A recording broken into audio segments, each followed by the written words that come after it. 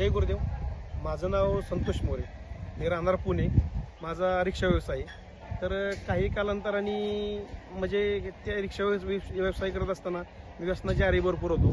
त्याच्यानंतर मला चिडचिडपणा, डिप्रेशन या गोष्टी मला भरपूर जाणवत होत्या. आणि काही कालांतराने माझ्या घरच्यांनी मला काही फसवलं मला थोडंसं. तर ते फसवल्यामुळे मला थोडंसं डिप्रेशनचा थोडा मानसिक ताण झाला. मला सहन होत नव्हत्या काही गोष्टी, सहन होत नव्हत्या. मग त्यांचा बी विचार मी असा केला की त्यांना संपून टाकायचं. मी पूर्ण प्लॅनिंग केला.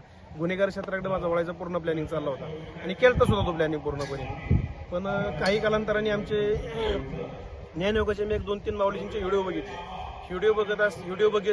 व्हिडिओ बघून मी तो विचार केला की शिबिर करायचं. शिबिर करायला गेलो मी.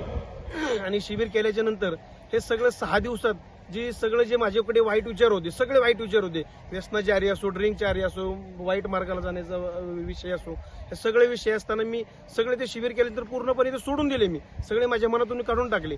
म्हणजे खरंच एक ज्ञानयोगाची ऊर्जा, माऊलीजींची ऊर्जा अतिशय ही अप्रतिम आहे.